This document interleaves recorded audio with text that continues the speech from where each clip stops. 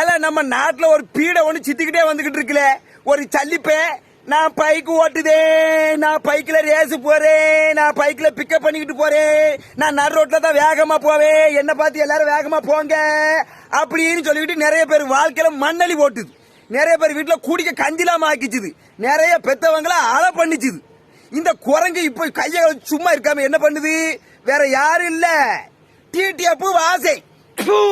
கழுதைக்கு பேரு முத்துமாலையா. அவன் ஆளும் மண்ட மயிரும் என்ன லட்சணமா தான் இருக்கான். திருப்பதி ஏழுமலையா அவர் பாட்டு சிவனேன்னு வார பக்கத்துல தரிசனம் கொடுத்துக்கிட்டு இருக்காரு.